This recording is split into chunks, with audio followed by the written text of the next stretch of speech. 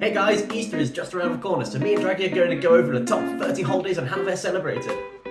Happy holidays! Hey, welcome to a Draggy show. If you want to have some fun, that's Draggy. 1, we have Diwali, an Indian celebration, and it's celebrated in other countries, which is a festival of light, which is celebrated by lighting lights, lanterns, and also sharing sweets.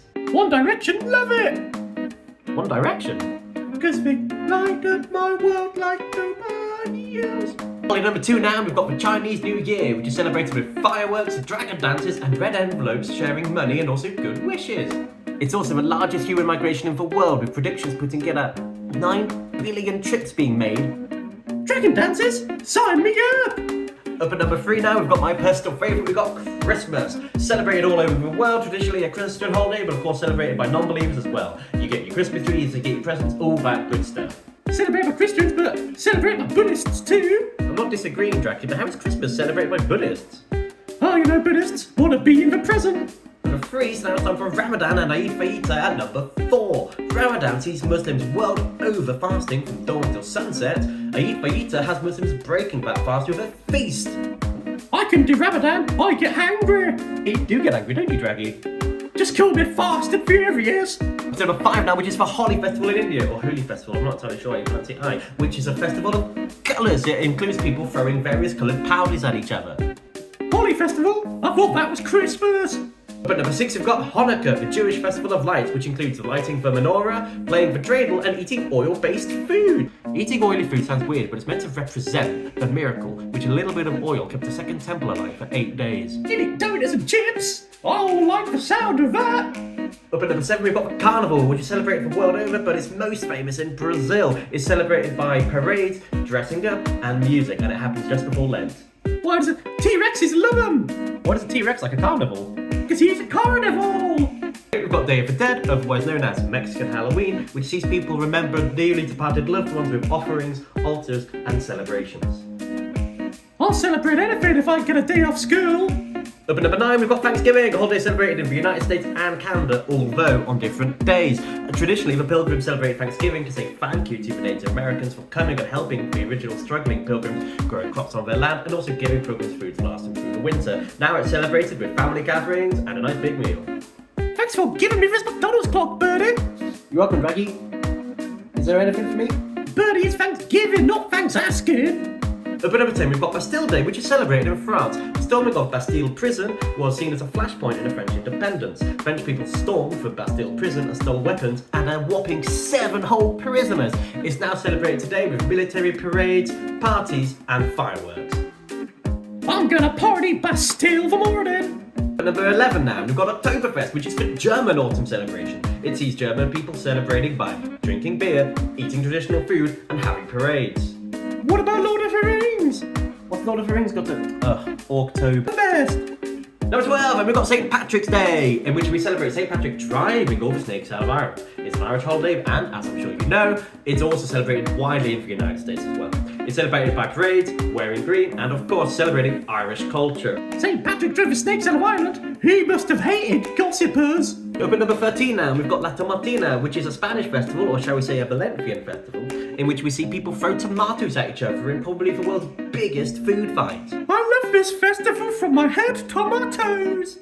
14, we've got Songkran, which is celebrated in Thailand, and it celebrates the Thai New Year. It's celebrated most famously with massive water fights and also by cleansing Buddha statues. What a cool fight! You better believe it! Number 15, and we've got Midsummer, which is celebrated in Scandinavia and by hippies the world over. It's to celebrate the summer solstice, which is the longest day of the year. It's celebrated by traditional music, bonfires, and traditional dancing as well. It's also the weirdest feel-good summer film I've ever seen. Up at number 16, and we have Kwanzaa, which takes place in the United States, or more specifically, African Americans. It takes place in the same period as Christmas, and it promotes African American heritage, dance, and feasting is included as well. But Bertie, what does Kwanzaa have 2 A's? Kwanzaa just has 1 A. Good question, Draggy. The creator wanted Kwanzaa to have 7 letters as a symbolic reason for the 7 principles, which are unity, self-determination, collective work responsibility, cooperative economics, purpose, creativity, and faith. I can't believe he did all that research. Trying hard, eh? Up at number 17, we've got Easter, which was the original inspiration for this video. It's celebrated by Christians the world over. Traditionally, it's to celebrate Jesus being crucified, which is pretty morbid. Nowadays, it's celebrated by people painting eggs and doing Easter egg hunts. And if you're Polish, it's celebrated by keeping fish in a bathtub. I'm gonna eat all this trout. I'm gonna polish it off. Up at number 18, we've got Nowruz, which is celebrated in Iran and other Central Asian countries. It's to celebrate the Persian New Year and includes celebrations such as spring cleaning, reciting poetry, and bonfires. Spring cleaning? Bertie, I think we need to celebrate Nowruz. Our room's a tip. Draggy, you gotta escape your responsibilities. Clean that room. I ran from my problems. Also, like and subscribe. That's a good holiday. Draggy, that's not a holiday. That's you trying to get more views on YouTube. Oops, we've been rumbled, doggy. Up at number 19 now, and we have Vesak or Vesak, which takes place in Buddhist countries. It marks the birth, the enlightenment, and the death of Buddha. People meditate, visit temples, and also release captive animals in some cases to give them good karma. However, in some cases it's outlawed because these released animals might not live long and also may damage the local ecosystem. See Sri Lanka. If you want to enlighten yourself, give me your possessions. That'll lighten you up quick. Up at number 20 now, and we have the Lunar New Year, which takes place in East Asia and all over the world where descendants of these countries live. It's very similar to the Chinese New Year. The special note is Korea, in which everybody goes up in age on the Lunar New Year and not on their birthday. This also means loads of people buy gifts and food, which actually causes food prices to skyrocket due to inflation of increased demand. Huh? So somebody born on the 1st of January and the 31st of December would be the same age? Yeah, that's why we changed it. Huh, fancy tat! Up at 21, we have Mardi Gras, which takes place in various places around the world, but most famously in New Orleans. Mardi Gras is French for Fat Tuesday because it's a period in which people can enjoy most fatty foods before they take up Lent. We didn't include this in carnivals because it is somewhat different, notably look at these costumes. Wow, they're the best! Up at number 22 now, and we have Dia de Sant Jordi, which takes place in Catalonia, Spain. It's a day which celebrates love and reading, in which people share flowers, roses, and books. Boring! I'll wait for it to come out in film. Up at number 23 now, we have the Obon Festival in Japan. It sees people light lanterns, remember their ancestors, and visit their ancestors' graves. Oops, I celebrated for one person. I've made a grave mistake. Up at number 24, we have Yom Kippur, which is a Jewish holiday, also known as the Day of Atonement, which people fast for 25 hours and do intense praying. Intense praying? What are they? A bear? In a campsite? Ganesh Chaturthi, which takes place in India. It's a festival honouring the birth of Lord Ganesha.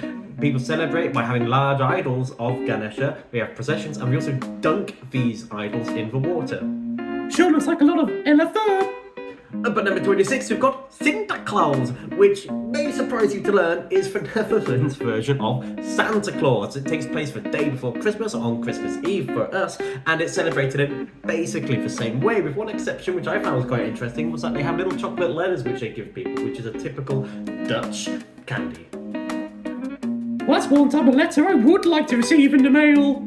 Up at number 27 now, we have Guy Fawkes Night. It takes place in the UK, otherwise known as Bonfire Night. In 1605, Guy Fawkes tried to blow the Houses of Parliament. He luckily failed, and we remember this failed attempt with bonfires, fireworks, and burning effigies of Guy Fawkes. We used to burn the Pope back when we were proper Protestants and hated Catholics. Sorry, Guy, bon voyage! Now we have Samhain, which is celebrated in Celtic regions and by pagans worldwide. It's a time of the year at the end of autumn, harvest season, and at the beginning of winter, and it's supposedly a time where the living and the dead can more easily interact. It has since become much more famous as a precursor to Halloween. That's the spirit! Number 29, we have Boxing Day. It takes place in the UK, Canada, and other Commonwealth countries. Traditionally, it was a day off for the working people, as they'd be working on Christmas Day and therefore given a day off the day after. Nowadays, it's celebrated with sales and various sporting events. Boxing Day? Don't tell Mike Tyson! Third to now, we have San Fermines, also known as Running of the Bulls, which takes place in Pamplona, Spain. This festival was made famous worldwide by Ernest Hemingway's book The Sun Also Rises, or Fiesta. That's true! It ain't a load of old bull! 4 head? More like 5 head! That guy's cranium is huge! Bull pens? I didn't know bulls could write! So there you have it, folks. Top 30 holidays from around the world. Let us know in the comments if there's a holiday we missed out, which perhaps you celebrate locally. And thank you so much for watching. Don't forget to like and subscribe. Thanks for watching the Draggy Show. Check out this other cool stuff.